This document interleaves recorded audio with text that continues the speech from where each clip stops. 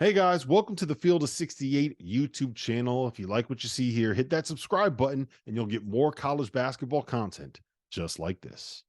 Well, first, it's not my proposal. I think the great thing is I've never seen the coaches as united as they've been after the season ended.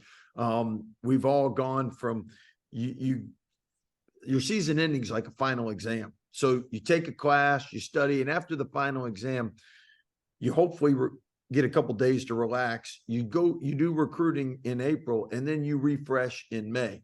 For all of us, you went from season ending to having more transfers, people leaving your program, more people to recruit than any of us probably have ever envisioned before. Junior college coaches say we got it worse than them now. But so you're tired, you're worn down, and every coach was like, we got to do something for us. And what I mean by us is if things don't get better, there's going to be so many coaches leaving the profession because they're going to have to choose their families or the profession. And I think we've done a great job in the NCAA making things better student friendly. But I think at the same time now, in good business, both parties got to benefit.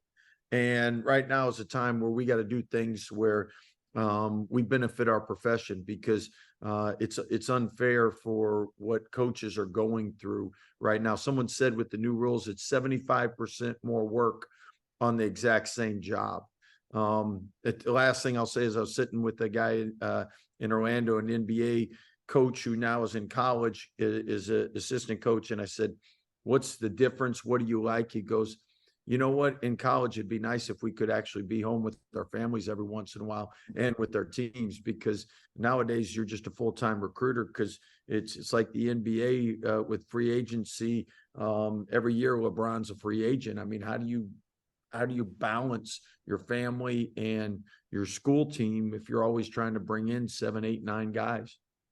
So before we get to the recruiting calendar, there's a proposal out there now, I think, that to cut down that transfer window from 60 days to 30. I want to, Scott, your reaction when I told you that beforehand. Yeah, exactly. We know where you stand. Do you like, obviously you like that. What window, what 30-day window would you like to see? Because for me, it only makes sense to start that window after the national title game, because I was watching this year.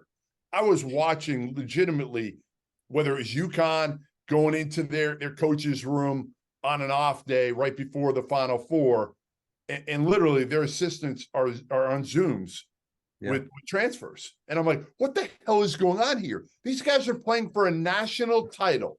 They shouldn't have to worry about this shit right now, but they were. So to me, I think it would only make sense to start it maybe a day or two after the national title game and go for 30 days after that. Agree or disagree?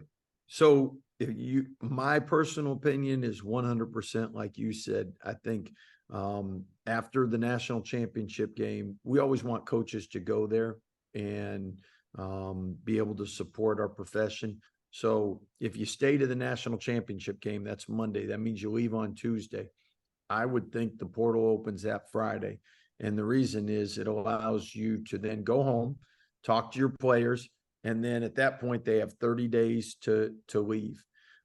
That's just what I would do. Some people say, well, what if our season ends March 1st or 2nd? Can it be? And then maybe it's 30 days after each team's season ends. Our partner for today's episode is Athletic Greens. I started taking AG1 during the college basketball season, and I loved the impact that it had on my energy levels. I'm a big coffee in the morning guy, but by the time that the afternoon would hit, I needed another boost. AG1 helped me tremendously, especially on those days when I didn't want to get up off the couch and go hit the gym. Their tagline is AG1 is comprehensive health and the power of habit in one. And man, that could not be more true. It's nearly impossible to eat and drink in a healthy manner in the month of February and the month of March when you are in my business. And AG1 was exactly the supplement that I needed to improve my gut health and cover my nutritional basis for the day. I've continued that into April. I've continued that into May, and I'm going to continue that the rest of the summer. All I have to do is mix a scoop of AG1 with some water, or maybe add it into a smoothie, and I'm ready to go. Do it after lunch, and you'll be ready to go for the rest of the day. If a comprehensive solution is what you need from your supplement routine, then Athletic Greens is giving you a free 1-year supply of vitamin D and 5 free travel packs with your first purchase. Go to athleticgreens.com/field68. That's field 68 FIELD, the number 6, the number 8, and you can get yours now. So check it out and help support this show. Thanks. But I think sometimes, me personally, keeping things more uniform so we know when everybody's in the portal, when everybody's not. And the hardest thing is trying to plan, like we said. Coaches tend to want to be organized. We want to be able to tell our coaches, you know what, you want to take a family vacation, this is the week to do it. If we don't get some structure or organization, really there is no, like, people think coaches, their jobs are done when the season ends and you go golfing or whatever.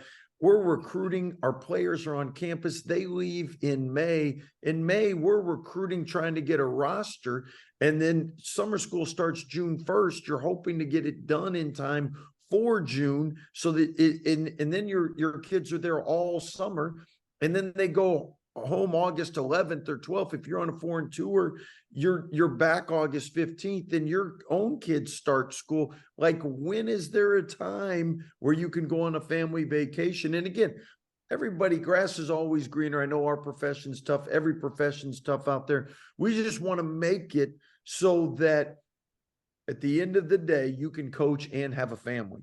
And providing more structure. One thing COVID taught us all is you actually can recruit and not be gone all the time. And because there's 363 Division I schools, we tend to work ourselves, and it's prideful to work yourself. If you have an opportunity to be a top 100 camp, you got to be there. Otherwise, you're not working. And if you're not working, well, then you don't deserve to have success. And that's where Scott, you know who knew this before COVID? Mark Few. Yeah, Mark's figured it out a long time. He figured it out way better than all of you dudes. Trust me, everybody. He is the best at that, and he's preached work balance all the time. And but literally, this calendar will allow us to have more opportunity to be with our players on campus, and allow us to have opportunities to be with our families. And at the end of the day, we're going to work Monday to Friday, and then it's Saturday and Sunday if you're out on the road recruiting. And then you get back, you're tired with your guys, so you can't give them all you want, and you can't enjoy your family at all in the summertime, which most of our assistants or head coaches have younger kids that you want to be able to do that with. Thank you for watching the Field of 68. If you've enjoyed what you've seen here, hit that like button, share this link with your friends, or check out the description for some other places that you can consume Field of 68 content.